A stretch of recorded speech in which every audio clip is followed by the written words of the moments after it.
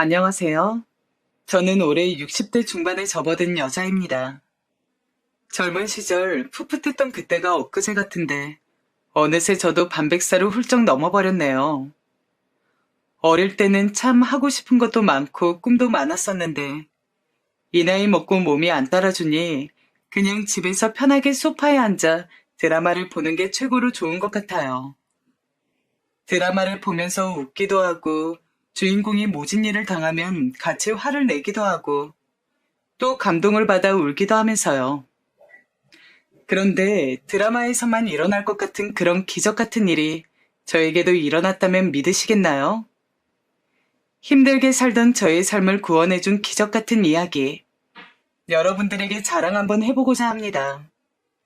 이런 일이 실제로도 있긴 있구나 하고 들어주셨으면 해요. 우선 40년 전 이야기부터 시작해볼게요. 저는 20대 중반이던 시절 남편과 정말 불같은 사랑을 했습니다. 길을 지나가다가 통근버스를 기다리던 저에게 첫눈에 반한 남편이 저에게 끈질기게 구애를 한 끝에 저와 남편은 연인이 되었습니다. 저에게는 남편이 첫사랑이었어요. 그 전에도 저에게 관심을 표현하는 남자들은 종종 있었지만 어려운 집안 형편 때문에 돈 버느라 정신없던 저는 번번이 거절하기 일쑤였죠. 저희 집은 홀어머니의 제 밑에는 동생들이 줄줄이 있었기 때문에 큰딸이었던 제가 집안의 생계를 책임질 수밖에 없었어요. 학교도 제대로 다니지 못하고 어머니를 도와 동생들을 돌보고 일을 하느라고 여유 시간도 가질 수가 없었습니다. 그런데 남편을 만난 이후 저는 그런 저의 현실을 다 잊을 만큼 남편에게 푹 빠지고 말았습니다. 그런데 사랑이 너무 컸던 나머지 결혼도 하지 않은 제가 그만 덜컥 임신을 하고 말았습니다. 그리고 저와 뱃속의 아기의 존재를 알게 된 남편의 집은 발칵 뒤집혔어요. 그도 그럴 것이 남편네 집안은 그 동네 사람들은 누구나 다 알만한 부잣집이었기 때문이었어요. 아버님은 그 동네의 지역 유지셨고 저희 집안과는 비교할 수 없을 정도로 많은 재산을 가지고 계셨죠. 사실 남편의 멀끔한 차림새와 왠지 모르게 느껴지는 귀티 때문에 잘 사는 집일 것이라고 예상하고 있었지만 그 정도로 유명한 부잣집 도련님일 줄은 몰랐습니다. 심지어 귀한 외동아들이었죠. 가방끈도 짧고 가진 것도 없는 저 같은 애를 며느리로 들이기에는 성에 안 차시는 게 당연했습니다. 시부모님은 저를 떨어뜨리려고 가진 애를 쓰셨지만 남편의 어마어마한 고집과 이미 뱃속에서 많이 커버린 아이 때문에 어쩔 수 없이 결혼을 시키게 되셨습니다. 그리고 결혼 후에는 시집살이 때문에 정말 말도 못하기 힘들었어요. 시어머니는 임신한 저를 마치 가정부 부리듯이 부려먹곤 했고 시아버지는 사람들이 저런 별 볼 일 없는 집안의 딸 자식을 며느리로 들였다고 수군거리는 통에 나 부끄럽다며 남편과 한동안 말도 섞지 않으셨습니다. 저는 시댁에서 매일매일 눈칫밥을 먹고 살아야만 했어요. 밥을 먹을 때에도 저는 시댁 식구들과 겸상을 할 수 없었죠. 식사 시간이 되면 저는 밥을 다 차린 후 시댁 식구들이 따뜻한 밥상에서 밥을 먹는 동안 부엌에 쪼그려 앉아 남은 찬밥과 김치로 끼니를 겨우 때우곤 했어요. 그나마 남편이 가끔 시부모님 몰래 음식을 숨겨와 방에서 저에게 먹이곤 했지만 몰래 먹다가 들키는 날에는 시어머니 불호령에 눈물을 쏙 뺄 수밖에 없었습니다. 게다가 아버님은 제가 너무 마음에 안 들어서 매일 다른 집 딸 자식들과 비교하곤 했어요. 그때 당시 아버님이 저한테 자주 했던 말이 갑자기 생각이 나네요. 너만 아니었으면 내가 똑똑한 교사 며느리를 봤을 거다.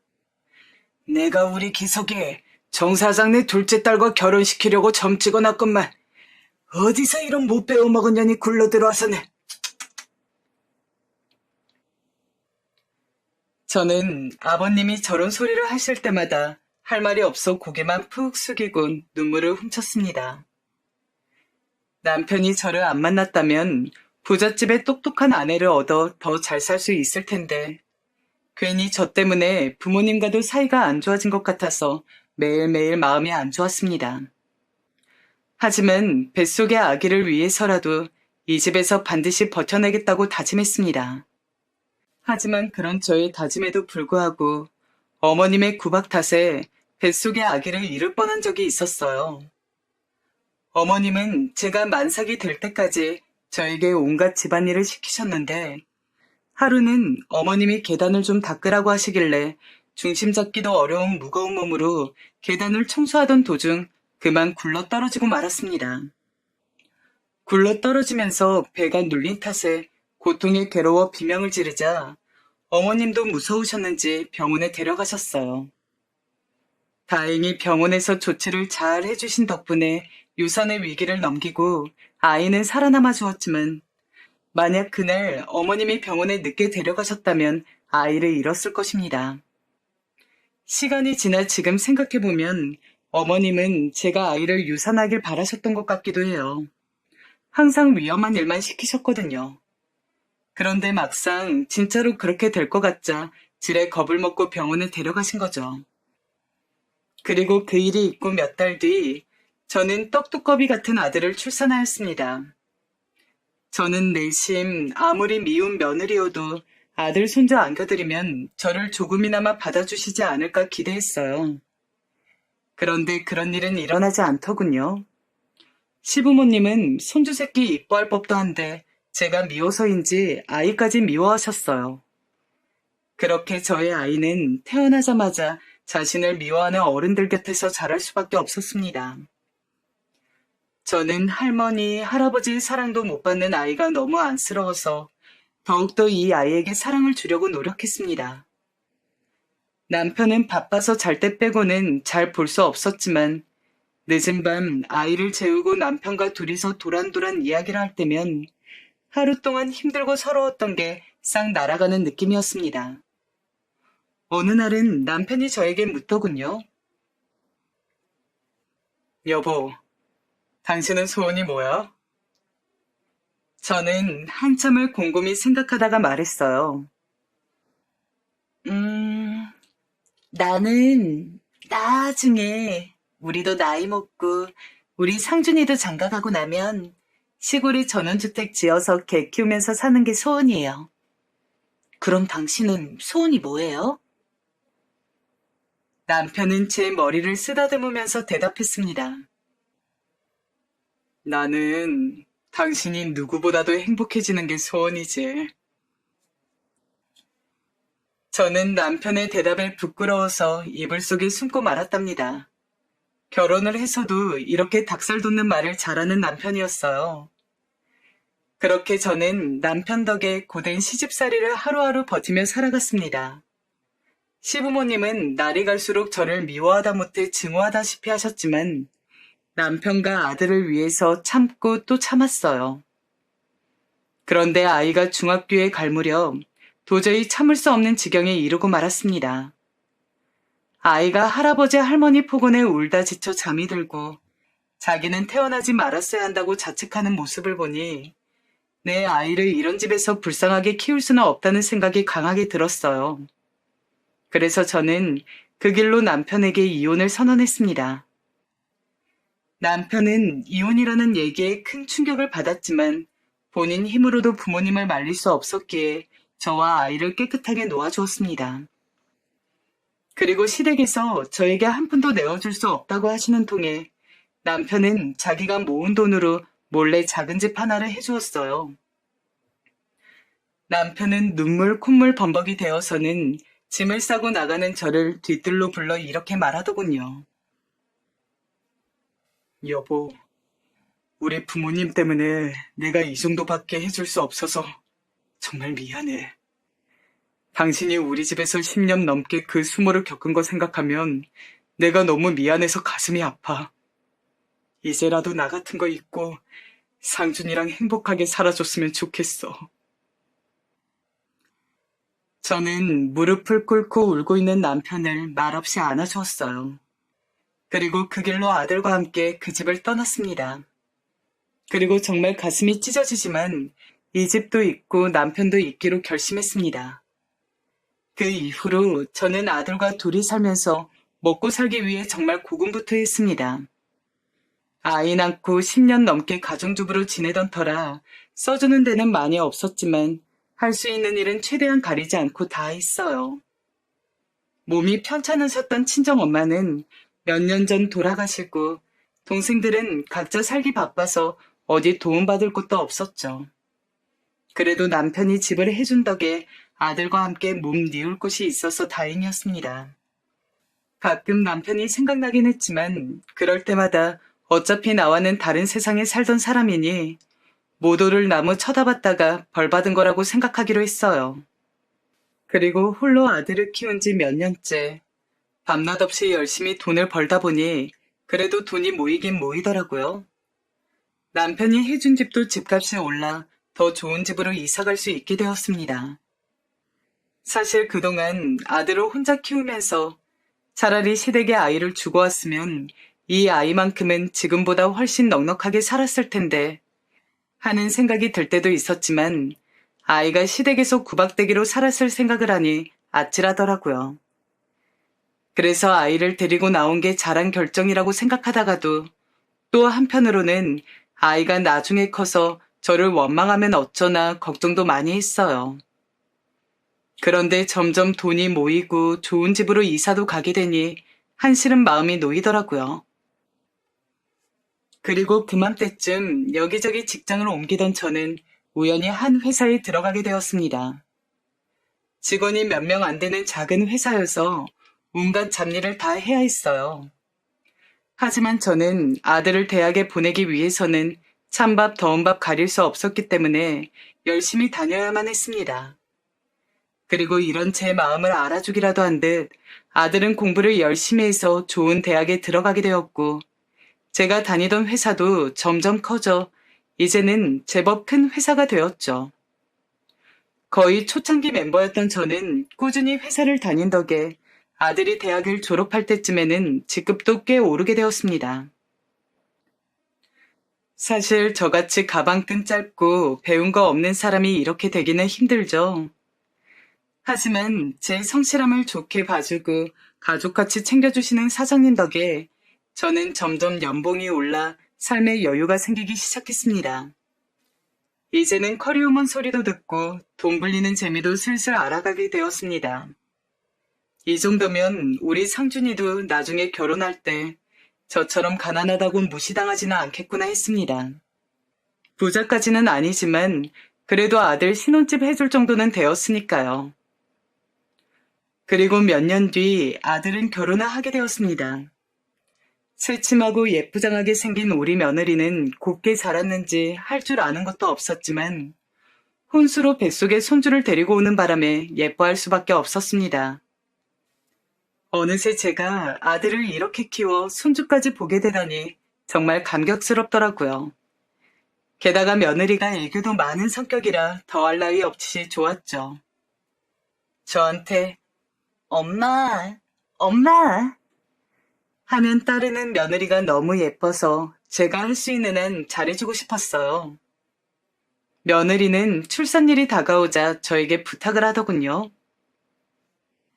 엄마, 저 아이 낳으면 다시 복직해야 되는데 엄마가 우리 하율이 유치원 갈 때까지만 봐주시면 안 돼요? 저도 봐주고 싶은 마음은 굴뚝 같았지만 저도 직장인인지라 봐줄 수 있는 형편이 되질 않았어요. 제가 거절하자 며느리는 저에게 아양을 떨며 사정을 하더군요. 아, 엄마. 엄마 아니면 우리 하율이 봐줄 사람도 없는데 어떡해요. 우리 하율이도 할머니랑 같이 지내고 싶대요. 그렇지, 하율아? 이것 봐요. 하율이가 배를 통통 차네요. 우리 하율이가 그러는데 할머니가 너무 좋대요. 배를 쓰다듬으며 뱃속의 손주와 대화를 하듯 애교를 부리는 며느리의 모습에 저는 그만 넘어가고 말았습니다. 그리고 저는 손주를 보기 위해 오래 다녔던 회사를 그만두게 되었어요. 사실 사장님께서는 저한테 퇴직이 아닌 휴직 처리를 할 테니 아기가 어린이집 갈 때까지만 쉬다가 다시 돌아오라고 하셨지만 며느리는 최소 5년은 키워주길 바라는 눈치였고, 저도 회사에 그렇게 오랫동안 민폐를 끼칠 수는 없다고 생각하여 사직서를 내게 되었습니다. 그렇게 그동안 잘해주셨던 사장님께 마지막 인사를 드리고 회사를 떠났어요. 그리고 며느리가 예쁜 손녀딸을 출산한 후 주 5일을 아들네 집에 출근하기 시작했습니다.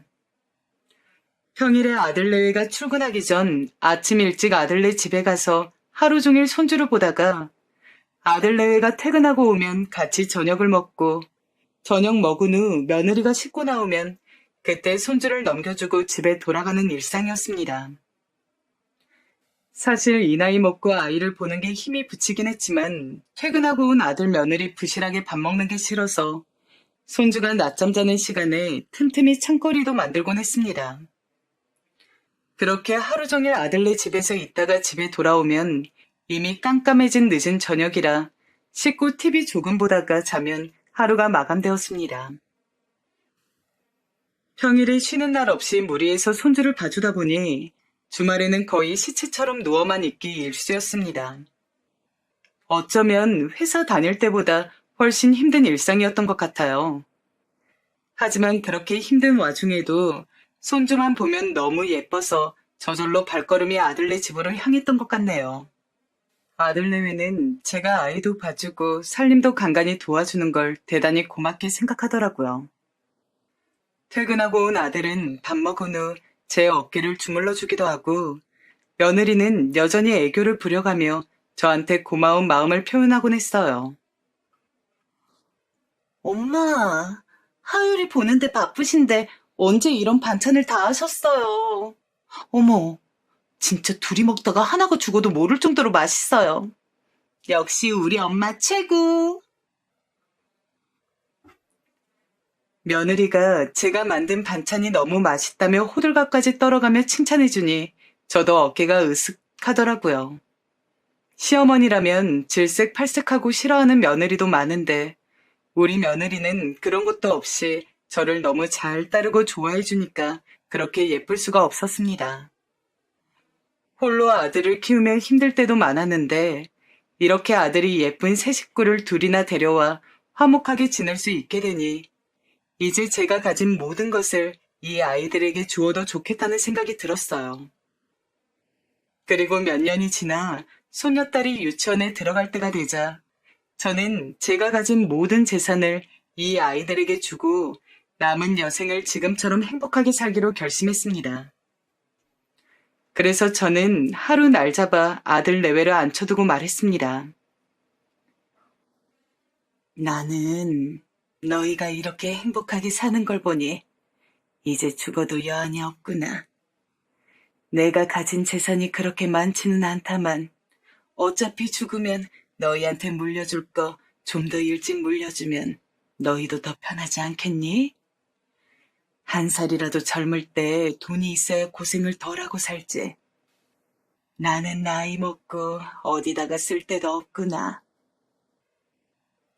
제 말에 놀라는 아들내외는 저는 제가 살던 집과 그동안 모아두었던 예금과 적금, 그리고 퇴직금이 들어있는 통장까지 전부 다 주겠다고 말했습니다.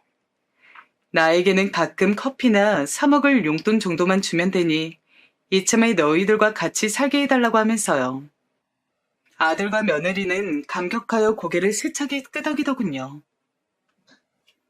엄마, 당연히 제가 모시고 살아야죠.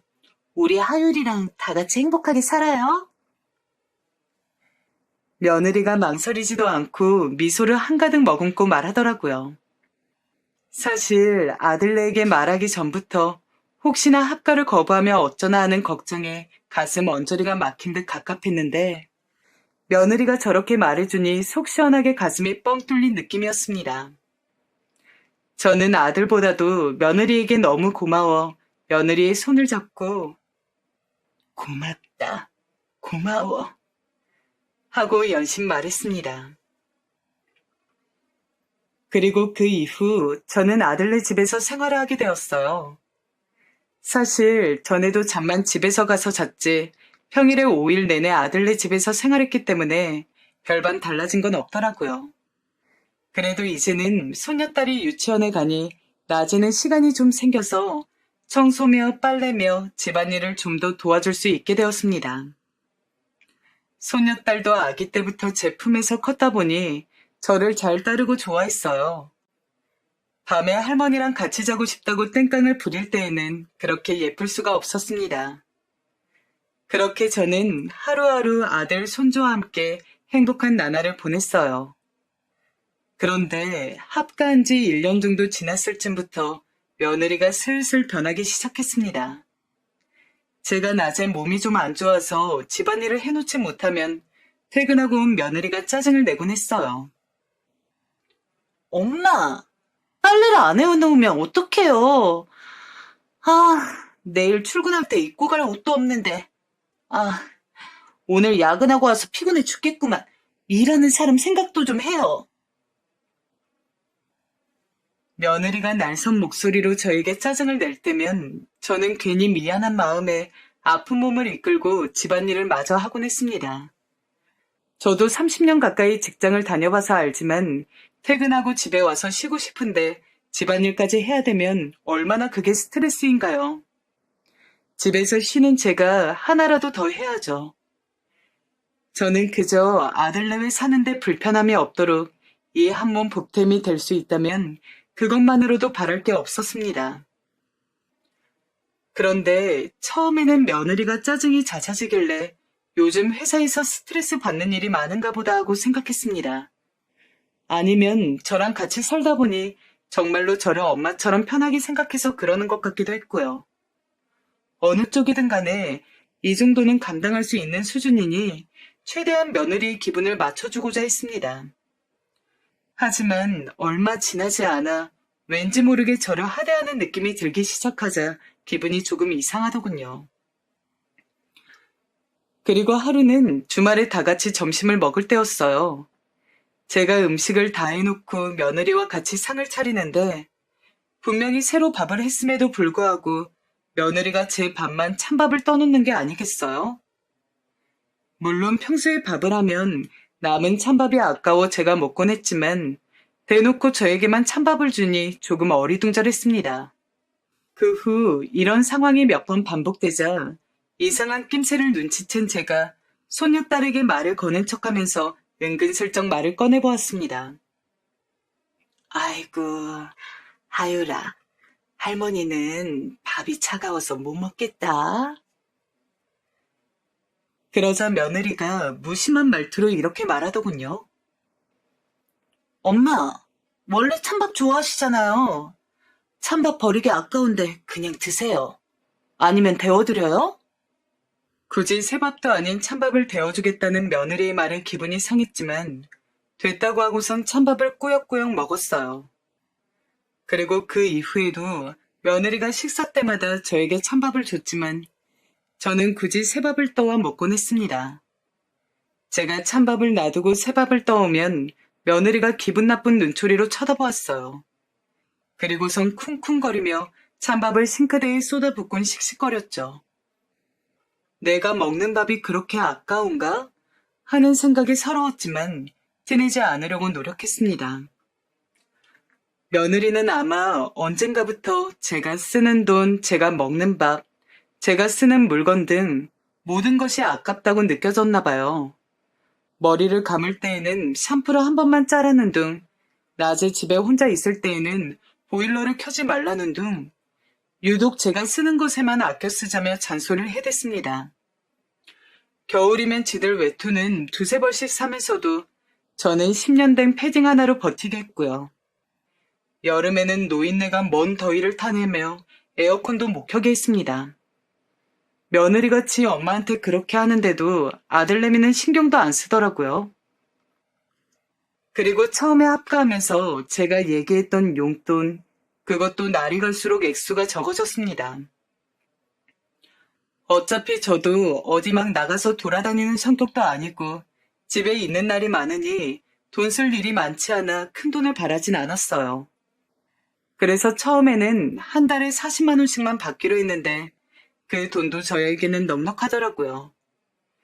평생 직장 생활만 해서 동네에 커피 한 잔 마실 사람도 없고 딱히 취미가 있는 것도 아니어서요. 그냥 낮에 손녀딸 유치원 보내고 남는 시간에 동네 한 바퀴 돌다가 붕어빵이나 군고구마 장수가 있으면 한 봉지씩 사오거나 가끔씩 손녀딸 장난감이나 옷을 사주는 데에는 충분한 금액이었습니다. 그런데 언젠가부터 생활이 빡빡하다면서 금액을 줄이기 시작하더니 나중에는 한 달에 10만 원으로 줄여버리더라고요. 어차피 잘 나가지도 않는데 그 돈이면 충분하지 않냐고 하면서요. 10만 원으로 줄고 나서 예전만큼 손녀딸 장난감을 자주 사줄 순 없었지만 그래도 아들네 먹고 사는데 퍽퍽하다니 아껴 써야겠다 생각했습니다. 그런데 10만 원으로 줄인 것까지는 괜찮았지만 현금으로 주던 용돈을 어느새부턴가 카드로 주기 시작하니 점점 눈치가 보이더라고요. 며느리가 체크카드에 딱 10만 원만 넣어서 저에게 주었는데 제가 어디 가서 카드를 긁을 때마다 며느리에게 문자가 가다 보니 감시를 당하는 느낌이 들었습니다. 제가 뭘 쓰든 상관을 안 하면 괜찮지만 문자가 날아갈 때마다 며느리가 저에게 전화해서 꼬치꼬치 따지곤 했거든요. 하루는 낮에 동네를 산책하다가 새로 오픈한 커피숍이 있어서 들어가 봤습니다. 유명한 프랜차이즈 커피숍이었는데 커피를 안 마신 지도 한참 되어서 한 잔 사보았어요. 오랜만에 따뜻한 커피를 들고 산책을 하니 직장 다닐 때 생각도 나면서 너무 좋더라고요. 그런데 그때 며느리에게서 전화가 걸려왔습니다. 전화를 받자 며느리는 다짜고짜 저에게 따지더군요. 엄마, 돈이 썩어 넘치죠 지금? 무슨 집에만 있는 사람이 그렇게 비싼 커피를 사 먹어요? 집에 내가 믹스커피 사다 놨는데 그거 드시면 되지. 아, 누가 보면 아주 커리어 우먼인 줄 알겠어. 정 먹고 싶으면 집 앞에 1,500원짜리 아메리카노도 파는데 굳이 왜 비싼 데 가서 드시는 거예요? 저는 당황하여 순간 말이 안 나왔지만 숨을 내쉬고 침착하게 얘기했습니다. 아율 엄마. 아니, 집 앞에 새로 커피숍이 오픈해서 한번 가봤는데 내가 금액까지는 생각을 못했네. 그래. 하율 엄마 요새 돈 버느라 힘들 텐데 내가 좀 생각이 짧았어. 제가 언짢은 기분을 숨기고 수그리듯이 말하자 며느리는 기세등등해져서 더 언성을 높였습니다. 알면 좀 조심하세요. 그렇게 쓸데없는 데다가 돈 쓸 거면 용돈 더 줄일 수밖에 없어요. 아시겠어요? 며느리의 성화에 저는 풀이 죽은 목소리로 알겠다고 조심하겠다고 대답할 수밖에 없었습니다. 모아놓은 돈과 퇴직금까지 탈탈 털어 아들 내외에게 줘버린 탓에 제 수중에는 10,000원 한 장 없었으니까요. 더군다나 언젠가부터 용돈 외에는 일절 저에게 돈을 쓰지 않는 아들 내외 때문에 사소한 병원 진료비 같은 것도 최대한 용돈으로 해결해야 했는데 이런 상황에서 괜히 며느리의 심기를 건드렸다간 제 삶만 더 힘들어질 뿐이었습니다. 그리고 며느리는 제가 쓰는 병원비도 아까웠기 때문에 저는 항상 감기에도 걸리지 않도록 조심했습니다. 30여 년 전 아들을 낳았을 때 산후조리도 하지 못하고 시집살이에 고생만 한 탓에 무릎이며 허리며 성한 곳이 없었지만 물리치료를 다니고 싶다고 말하기에도 눈치가 보여 꾹꾹 참기만 했습니다. 그러다가 어느 날 빨래바구니로 옮기던 저는 그만 손목을 삐끗하고 말았습니다. 처음에는 살짝 욱신거리기만 했는데 다음 날이 되니 손목이 부어서 잘 움직여지지 않더라고요. 살짝만 움직여도 시큰거리고 바늘로 찌르는 듯이 아픈 탓에 집안일에 손을 댈 수가 없었습니다. 어쩔 수 없이 저는 병원을 가야겠다고 며느리에게 말을 했습니다. 아율 엄마야, 내가 어제 손목을 삐끗했는데 뭐가 잘못됐는지 손목이 퉁퉁 부어서 움직일 수가 없네. 내일 병원에 좀 가야 될 것 같은데 병원비가 좀 모자라서. 그거 그냥 얼음 찜질하면 낫는 거 아니에요? 굳이 병원에 가셔야 돼요? 괜히 병원에 돈 갖다 바치지 말고 그냥 얼음 찜질이나 해보세요. 며느리의 매정한 말에 저는 어쩔 수 없이 며칠 더 지켜보기로 했습니다. 하지만 얼음 찜질을 해보고 마사지도 해보고 했지만 손목의 통증은 점점 더 심해질 뿐이었습니다. 그래서 며느리에게 다시 한번 얘기를 해보았는데 며느리도 제가 손목 때문에 집안일을 못하자 그건 또 그것대로 불만이었는지 빨리 병원에 다녀오라며 카드를 던져주더군요. 저는 바닥에 떨어진 카드를 주우면서 너무 서러웠지만 한마디 말도 못하고 돌아섰습니다. 그리고 며느리가 준 카드로 병원에서 며칠간 치료를 받으니 점점 상태가 호전이 되더라고요. 이제는 집안일도 다시 할 수 있게 되었습니다. 그런데 그 병원비 사건 이후로 며느리가 저에게 대놓고 면박을 주기 시작했어요. 하루는 제가 집안일이 밀려 아들 내외 먼저 저녁을 먹게 한 후 혼자서 늦은 저녁을 먹고 있었어요. 대충 밥 한 그릇 떠다가 있는 반찬에 먹고 있는데 씻고 나온 며느리가 저를 확 쏘아보더니 소리를 빽 지르더라고요. 아유, 밥은 또 진수성찬으로 차려 먹네. 언제까지 밥만 축낼 거예요? 낮에 할 일도 없으면서 밥만 축내지 말고 일이나 좀 하세요. 제발 밥값 좀 하시라고요. 네? 저는 며느리의 말에 깜짝 놀라 먹던 밥 숟가락을 떨어뜨렸습니다. 순간 내가 왜 이런 취급을 당해야 하나 너무 서러웠어요. 내가 집도 해주고 재산도 전부 다 줬는데 밥 한 술 뜨는 게 그렇게 아까울까요? 분명 예전에는 애교도 많고 이쁜 짓도 많이 하던 며느리였는데 지금은 그저 저를 시충이로만 보고 경멸하는 그런 사람이 되어 있었습니다. 저는 목에서 뭔가 꽉 막힌 듯 넘어가지 않아 먹던 밥을 치우고 자리에서 일어났어요. 그러자 며느리는 제 뒤통수에다 대고 또 중얼거리더군요. 밥은 왜 또 남기고 난리야? 아까운 줄도 모르고. 아, 속 터져. 저는 며느리의 혼잣말을 들었지만 애써 모른 척하며 방으로 들어갔습니다. 그리고 서러운 마음에 이불 속에서 얼마나 숨죽여 울었는지 몰라요. 그리고 저는 그날 이후로 일자리를 알아보기 시작했습니다. 내가 억울해서라도 다시 일해야겠더라고요. 지가 손주 봐달라고 간청하는 탓에 그 좋은 회사도 그만두고 눌러앉은 건데 이제 와서 쓸모없는 뒷방 늙은이 취급이라뇨. 그리고 며느리가 저를 구박할 때마다 옆에서 한숨만 쉬는 아들도 내심 제가 다시 일하기를 바라고 있는 것 같더라고요. 내가 지를 어떻게 키웠는데 괘씸한 마음에 매일 밤잠을 설쳤습니다. 이럴 줄 알았으면 재산을 다 주지 말 걸 하고 후회도 해보았지만 이미 다 지나간 일일 뿐이었습니다. 저는 하루라도 빨리 일자리를 구해서 더 이상 저것들한테 기 안 죽고 떵떵거리며 살고 싶었지만 나이가 나이인지라 뽑아주는 곳이 없더군요. 날은 전에 다니던 회사에서 많은 연봉을 받고 다녔어서 같은 직종에서 경력을 인정받아 들어가고 싶었지만 쉽지 않았습니다. 그래서 저는 어쩔 수 없이 몸쓰는 일을 알아볼 수밖에 없었어요. 그러던 중 어느 제조회사에서 구내식당 주방 보조를 뽑는 공고를 보게 되었습니다. 주방 일은 아들이 어렸을 때 잠깐 해본 적이 있어서 얼마나 힘든지 알고 있었지만 눈칫밥 먹고 사느니 몸이 힘든 게 낫다 싶어서 지원해 보았습니다.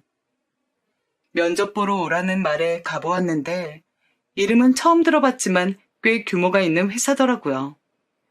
회의실에서 담당자와 면접을 보고 있는데 회의실 창문 밖에서 누군가가 쳐다보는 느낌이 들었어요. 하지만 고개를 돌려보았을 때는 아무도 없길래 그냥 저의 착각인 줄로만 알았습니다. 그리고 면접이 끝난 다음 날 아쉽게도 채용하지 않기로 했다는 문자를 받았습니다. 저는 낙담할 시간도 없이 다른 일자리를 알아봐야 했죠. 한창 다른 일자리가 없나 보던 중 모르는 번호로 문자가 한 통이 왔습니다. 방금 탈락 문자 보낸 회사의 관리자인데 혹시 내일 따로 면담 좀 할 수 있냐고 묻는 문자였어요. 탈락한 회사에서 굳이 왜 면담을 하는지 의아했지만 혹시나 추가 채용 같은 게 있을까 싶어 알겠다고 답장을 보냈습니다. 그리고 다음날 약속한 시간에 그 회사 앞 커피숍으로 갔습니다. 앉아서 기다리고 있는데 멀리서 한 중년의 남자가 저를 향해 다가오는 것이 보였어요.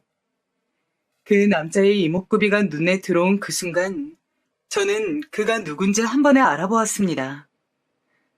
세상에, 그 남자는 저의 전 남편이었습니다. 희끗해진 머리에 주름이 진 얼굴이었지만 한눈에 알아볼 수 있었어요.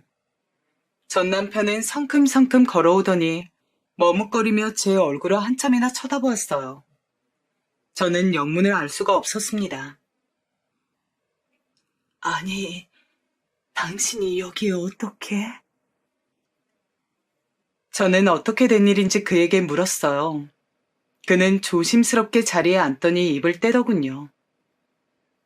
여보, 많이 놀랐지? 보고 싶었어. 저는 중후해진 그의 목소리를 듣자 지난 세월이 머리에 스쳐 지나가는 듯 했습니다. 남편과 헤어진 지도 벌써 20년. 정말 사랑했지만 시댁의 괴롭힘으로 인해 견딜 수 없어 이혼할 수밖에 없었던 지난날이 떠올랐습니다. 저는 알 수 없는 감정이 휘몰아쳐 저도 모르게 눈물이 차오르는 것을 느꼈습니다. 그도 마음이 복잡한지 안절부절하며 말을 겨우 잇더군요. 여보, 잘 살고 있는 거지? 우리 상준이도 벌써 30살이 넘었겠네. 20년 전 당신이랑 상준이 그렇게 보내고 내가 정말 얼마나 힘들었는지 몰라. 우리 부모님 원망도 참 많이 했지. 몇 번이고 당신 찾아서 가고 싶었지만 혹시 또 나 때문에 당신 힘들게 할까봐 여태까지 참았어. 그런데 이렇게 만나게 되었네. 저는 그의 따뜻한 말에 눈물을 참을 수가 없었습니다. 남들이 쳐다보는 줄도 모르고 주책맞게 울고 말았네요. 저는 그에게 도대체 여기에 어떻게 온 거냐고 물어봤습니다. 그러자 그는 이렇게 말하더군요. 여보, 사실 당신이 어제 면접 본 그 회사, 내 회사야. 직원이 이력서 뽑아온 거 보다 보니까 당신 이름이 있더라고. 그런데 정말 당신이 맞는지 확인하고 싶어서 면접 보는 도중에 회의실 창밖에서 몰래 봤는데 정말 당신이 맞더라고. 그래서 이러면 안 되는 건 알지만 당신 이력서에 있는 번호로 연락해 본 거야. 당신이 안 나올까봐 걱정했는데 나와줘서 정말 고마워. 저는 반가운 마음에 아무 말도 하지 못하고 울기만 했어요.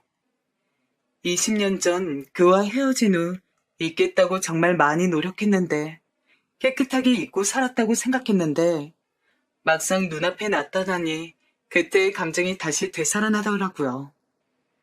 그는 저를 만나기까지의 이야기를 들려주었습니다. 그는 저와 헤어진 후 부모님의 성화에 여러 번 선을 봤지만 저를 잊을 수 없어 재혼은 하지 않았고 일만 열심히 하면서 살아왔다고 하더라고요. 아버님한테 받은 재산으로 사업을 시작했는데 그게 잘 풀려 계열사를 여러 개 가지게 되었고 그 중에 하나가 제가 면접 본 그 회사라고 합니다.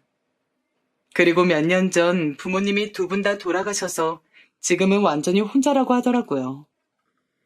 저의 손을 어루만지며 한참을 얘기하던 그는 갑자기 제 얼굴을 빤히 보더니 저에게 묻더군요. 당신, 근데 많이 수척해 보인다. 어디 아픈 데라도 있는 거야? 상준이가 속이라도 썩여? 저는 말해야 할지 말아야 할지 고민하다가 결국 모든 것을 얘기했습니다. 남편과 헤어진 후 어떻게 살았는지, 그리고 아들을 결혼시키고 전 재산을 준 후 지금 하루하루 눈칫밥을 먹으며 서러움에 매일 눈물로 밤을 지샌다는 이야기까지요. 남편은 제 긴 이야기를 들으며 얼굴이 울그락불그락해지더니 테이블을 주먹으로 쾅 치더라고요. 내 상준이 이놈 새끼 가만 안 둬. 아무리 내 아들이라지만 지 마누라가 엄마한테 그 짓거리를 하는데 그걸 보고만 있는단 말이야? 안 되겠어, 당신. 지금 나랑 어디 좀 같이 가. 그는 제 손을 잡아 끌어 커피숍 밖으로 나가더니 저를 차에 태웠어요. 그리고 목적지도 말해주지 않고 어디론가 가더라고요. 저는 어디 가는 거냐고 물었지만 그는 대답도 하지 않고 화난 표정으로 운전만 했습니다. 그렇게 차로 1시간 남짓 갔을까요? 그는 웬 한적한 동네에 차를 세우더니 저보고 내리라고 하더군요. 내려보니 물 좋고 경치 좋은 곳에 예쁜 단독주택 한 채가 지어져 있었어요. 여보, 여기가 어디예요? 저는 그를 멀뚱멀뚱 쳐다보며 물었어요. 그러자 그는 제 어깨를 다정하게 잡고 얘기하더군요. 당신 예전에 전원주택 지어서 사는 게 꿈이라고 했었잖아. 사실 당신이랑 헤어지고 나서 당신이랑 상준이 생각에 괴로울 때마다 그 전원주택 얘기가 생각이 나더라고. 꼭 당신을 행복하게 해주고 싶었는데 그래서 나중에라도 기회가 된다면 당신에게 사죄하고 싶어서 5년 전쯤에 지어놓은 집이야. 지금은 내가 별장으로 쓰고 있지만. 그는 잠깐 말을 멈추더니 제 눈을 똑바로 쳐다보며 다시 얘기했습니다. 당신, 당장 짐 싸가지고 그 집에서 나와. 내가 당신 어떤 마음으로 보냈는데 당신 그런 꼴 당하면서 사는 거 난 못 봐. 당신이 상준이한테 준 전 재산 몇 배는 더 내가 당신한테 줄 수 있으니까 남은 여세 여기서 편하게 살자. 응? 이제 당신 괴롭히던 우리 부모님도 안 계시잖아. 상준이 그놈은 내가 버릇을 단단히 고쳐놓을 테니까 걱정하지 말고. 아니, 그래도... 저는 그의 갑작스러운 말에 뭐라고 대답해야 될지 모르겠더라고요. 오늘 아침까지만 해도 커피 한 잔 사 먹을 수 없는 비루한 인생이었는데 갑자기 전 남편이 나타나 이렇게 꿈만 같은 제안을 하니 어안이 벙벙하여 제대로 생각을 할 수가 없었습니다. 저는 아무래도 하루아침에 결정할 수 있는 문제가 아닌 것 같아 조금 더 생각할 시간을 달라고 했어요.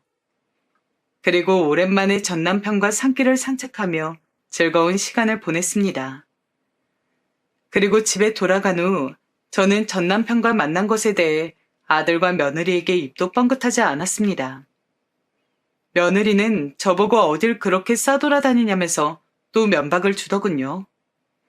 저는 며느리의 말을 한 귀로 흘린 후 오랜만에 편안하게 잠이 들었습니다. 그리고 그날 이후 저는 전 남편과 계속 연락과 만남을 지속했어요. 그와 다시 합치는 문제에 대해서는 조금 더 고민이 필요할 것 같아서 차차 만나면서 생각해 보기로 했습니다. 사실 20년 만에 만나서 그때 그 감정이 남아있을 거라고는 생각도 못했는데 제 3번도 만나기 전에 20년 전 내가 사랑했던 그 남자가 아직도 나를 사랑하고 있다는 것, 그리고 저도 아직 그를 사랑하고 있음을 깨닫게 되었어요. 그리고 그와 재회한 지 한 달 뒤 저는 그의 제안을 받아들이기로 했습니다. 그리고 아들내외가 손녀딸을 데리고 나들이를 간 주말 아침, 저는 방에서 조용히 짐을 쌌습니다. 워낙 가진 게 없어서 짐이라곤 옷 몇 가지 뿐이더군요. 저는 쪽지 한 장 남기지 않은 채 집을 떠났습니다. 그동안 웃을 일도 울 일도 많았던 이 집에 정도 많이 들었을 텐데 생각보다 떠나는 발걸음이 가볍더라고요. 그리고 저는 집 앞에 마중 나와 있는 그의 차를 타고 그와 함께 살 그 집으로 떠났습니다. 떠나는 차 안에서 설레임과 기대감으로 마음이 붕붕 떴습니다. 그리고 전 남편이 준비한 그 집에 도착한 이후 저에게는 새로운 삶이 시작되었습니다. 그렇게 시간이 흘러 지금은 남편과 함께 그 집에서 지낸 지 벌써 2달째입니다. 남편은 이 집의 명의를 제 이름으로 돌려주었고 편하게 쓰고 싶은 대로 쓰라며 한도가 넉넉하다 못해 넘치는 카드를 제게 주었어요. 막상 또 돈이 너무 많이 생기니까 어디에 써야 될지도 잘 모르겠네요. 그러고 보니 짐을 싸서 이 집으로 온 날 마당에 백구 한 마리가 반겨져서 놀랐던 기억이 나요. 제가 개 키우면서 살고 싶다는 말도 어쩜 잊어버리지 않았는지 그의 세심한 마음에 감동하지 않을 수 없었습니다. 집은 또 얼마나 아늑하게 꾸며놨는지 소파에 앉아 책만 읽고 있어도 따뜻한 햇살에 스르륵 잠이 들 것만 같은 기분이었습니다. 남편이 출근하면 혼자 음식도 해먹고 강아지와 산책도 하고 나른하면 낮잠도 자기도 하면서 평온한 일상을 보내고 있어요. 이렇게 느긋한 일상을 보내본 게 아마 난생 처음인 것 같네요. 그리고 아들과 며느리에게서는 제가 집을 떠난 날부터 전화와 문자가 여러 통 왔지만 그냥 잘 지내고 있으니 신경 쓰지 말라고만 답장을 보내고 연락을 받지 않았어요. 남편이 자기가 해결하겠다고 해서 저는 신경 쓰지 않기로 했습니다. 남편은 이후에 따로 아들을 만나서 그간에 있었던 이야기들을 해주고 혹시나 내 재산을 노리고 있거든 네가 정신 차리기 전에는 국물도 없으니 그렇게 알라고 했다네요. 돈도 고른 며느리는 20년 만에 나타난 시아버지가 부자라는 사실을 알고선 어떻게든 저한테 잘 보이려고 요즘 난데없이 애정 있는 말투로 문자를 보내곤 해요. 하지만 제가 이 여우짓에 2번 섰나요? 나중에 손녀딸에게 해줬으면 해줬지 며느리에게 무언가를 더 해주는 일은 앞으로 절대 없을 겁니다. 솔직히 남편이 아들에게 언제까지 매정하게 대할지는 저도 잘 모르겠어요. 겉으로는 매정하게 대하지만 그래도 20년 만에 만난 아들이라고 속으로는 가슴 아파하는 게 보이더라고요. 혹시 조만간 남편이 마음이 약해져 아들에게 떡하니 재산을 준다고 해도 남편의 재산이니 제가 왈가왈부할 수는 없겠죠. 저는 그저 제가 그 집으로부터 벗어날 수 있게 된 것만으로도 너무 감사하고 만족합니다. 남편은 어쩌면 저에게는 백마탄 왕자님인지도 모르겠어요. 불행한 삶으로부터 저를 구해줬으니까요. 이런 제 이야기 정말 드라마에 나올 법하지 않나요? 저도 가끔 이게 꿈인지 생시인지 헷갈린답니다. 그럼 제 이야기는 여기서 마치도록 할게요. 여러분들의 인생에도 드라마 같은 기적이 일어나길 바라면서 글을 마무리하겠습니다. 행운 가득한 하루 되세요.